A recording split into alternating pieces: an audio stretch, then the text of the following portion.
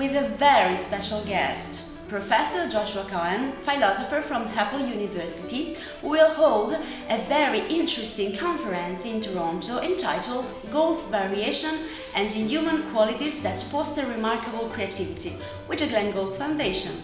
Hello, Joshua. Hello, Alida. How are you? I'm fine. So nice to be here with you. Nice to meet you too. It's a pleasure to be here for Celebrate Glenn Gould together. Yes, it is a pleasure. I'm always happy to celebrate Glenn Gould. Yeah. Well, first of all, thank you again for this interview. And before to beginning the discussion, how did your passion for Mr. Gould come about? Well, Alida, it came about in two steps. The first step was I wanted to give a presentation at Apple about some great product, and I wanted to find something that was iconically great, that I could tell an interesting story about, and where there are lots of visual assets, audio, video, and images that I could include in the presentation. I thought about Glenn Gould and the recording of the Goldberg Variations as one possibility. That was step one.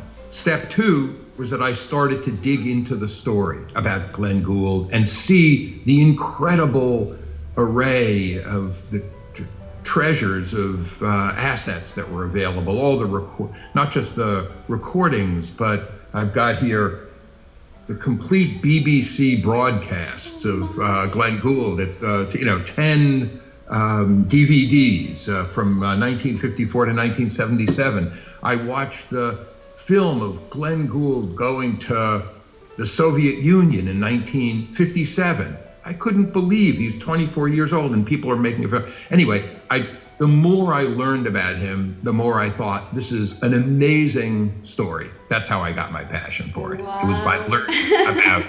Yes. You're a super expert. I imagine you watch a lot of films and documentaries and listen to his music, and inspires a lot you. So today in Toronto, we hold a conference with the Glenn Gould Foundation. We say hello to Brian Levine, which brings this conference, as you said, as a training program to the Apple University.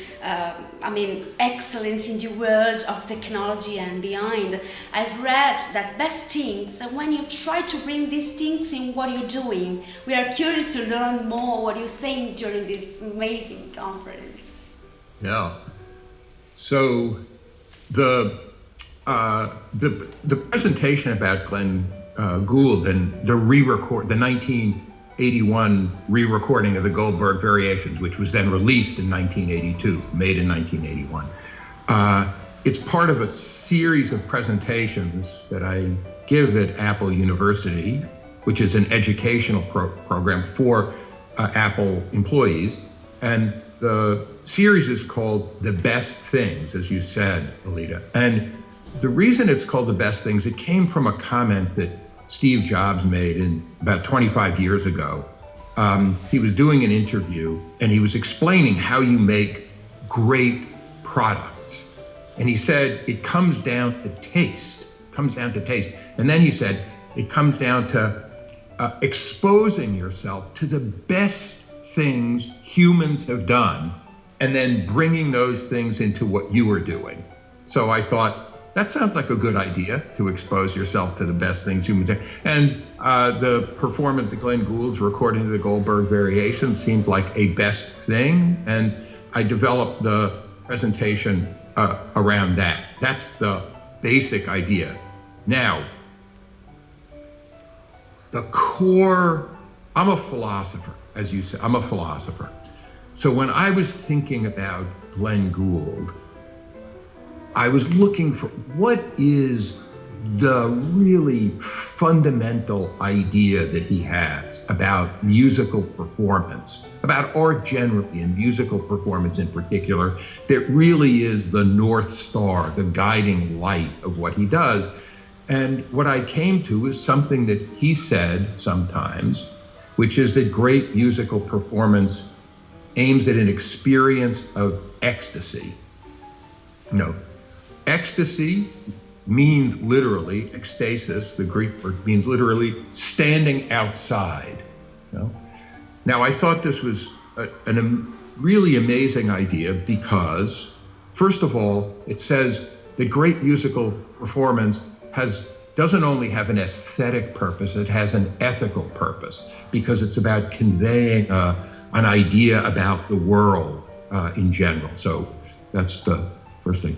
And then I thought, can I take that idea about ecstasy as an experience of standing at a distance from the world and use that as a way to understand why he plays the way he plays? How does he take that abstract idea, that integrated abstract idea, and turn it into what he's doing with the tools that he's got, which are just basically 10 fingers? How does that abstraction guide what he's doing with those fingers? That's what the presentation is about.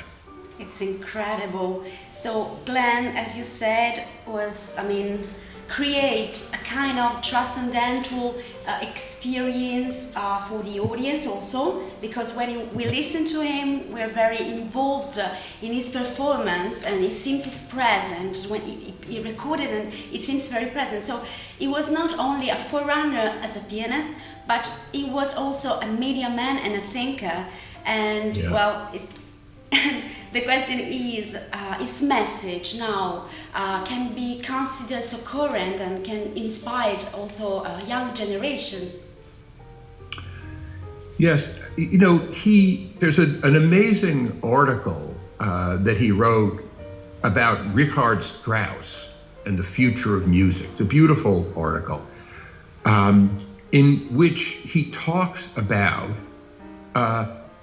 he uses this phrase. I think it's an amazing phrase. He talks about multi-level participation in the creative process. And he talks about a participant public. And sometimes he talks about making music into more of a phrase of his, more of a democratic assemblage. So what he discovered remix culture before it, you know, avant la lettre, it was a remix culture.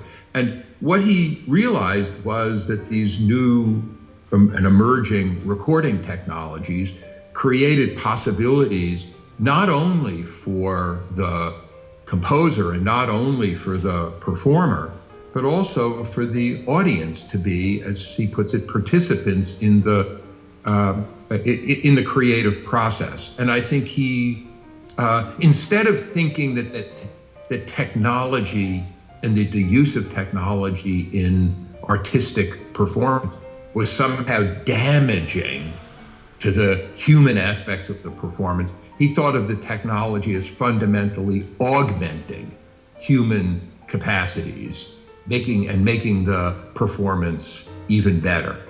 So I think he would have been incredibly excited about the possibilities that current technologies make available.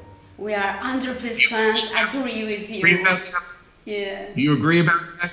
You agree about that? Yeah, of course. Yeah. Also in you talk about this article, very, very interesting to read. Also in the biography of Glenn Gould, Such Wondrous Strange of Kevin Bazzana, we noticed Glenn Gould's constant research for perfection, like the achievement of an ideal. What are the reasons that encourage someone to go down that path? Yeah. So, you know, I have to say, Kevin Bazzana, who I've never met, though I've corresponded with him a little bit, he wrote 2 books on Gould. The one that you mentioned, Wondrous Strange, and then he has another one, which I just happen to have on my desk here. Oh, wow. Called Glenn Gould, The Performer in the Work, and it's based on his PhD dissertation, which he wrote at University of California, Berkeley. I think it's a fantastic book. I like Wondrous Strange a lot. This is a really very special book. It's the best thing I think that's ever been written that explains the relationship between Gould's ideas about music and great musical performance and how he's playing, his interest in structure and architecture, and how that results in, you know, tempo decisions. And it's a fantastic book. Now, I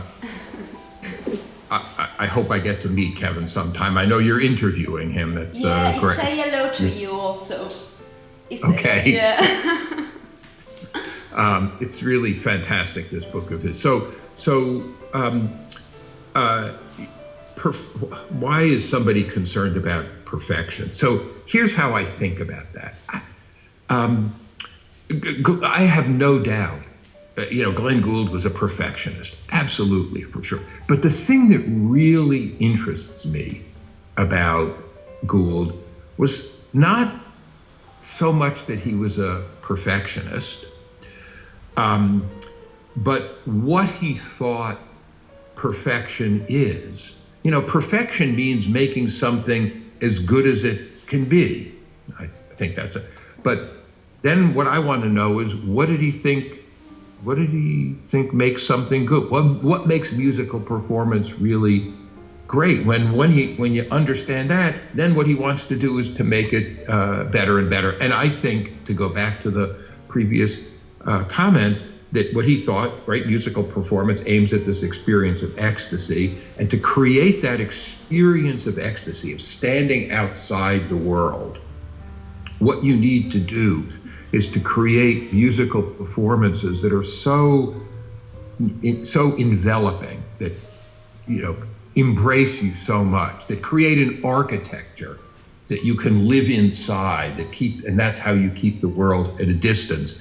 And I think when he's aiming at perfection, what he's trying to do is to really create that experience, both for himself and for the listener, because he said the listener is the ultimate end in music. To create that experience for the performer and the listener, that you've got you have another place to reside while you're listening to the music, another place to live. And that requires a perfection in the architecture to keep the world at a distance. There is another question that fascinating me very much. It's about a quote of Mr. Gould. It's about the audience became the art. Would you like to say something about this quote? Yeah, I have that in the presentation that I'm going to be giving in Toronto on Glenn Gould. What he says is that in the future of technology, he sees the possibility of the audience becoming the artist and their life becoming art. And when people hear that comment from Gould, they're very surprised, because he seems so wrapped up in himself, that the idea that he's concerned about the audience and the capabilities of the audience comes as a surprise to them. But I don't think about Glenn Gould that way at all. I think of him as having devoted his life to communicating something great, people, because he thought not just that it was great for the music or great for him, but he was trying to honor the listeners, and honor the listeners not by giving them something that would be pleasing to them, but by giving something that he thought was great, that was done right. So I think it kind of naturally grows out of that he also liked the idea that new recording technologies were going to give individuals the capacities that composers had and that performers had, that capacity for kind of creative expression. So I think that's part of, in my impression of Glenn Gould, that's part of who he was, somebody who really wanted to enhance human lives. That's why he did what he did. Well, Joshua, I listen to you for hours. Thank you so much for being here. We can say happy birthday together to Mr. Gould. Thank you. Yes, let's do that. Okay. 3, 2, 1. Happy birthday, Mr. Gould. Mr. Gould. Yeah. Thank you so much. So follow the live streaming of the Glenn Gould Foundation for the speech and the conference in Toronto, Besting with Professor Joshua Cohen. Thanks again, and the line goes back to the studio to Emanuele for the concerts. Thank you. Thank you. Okay.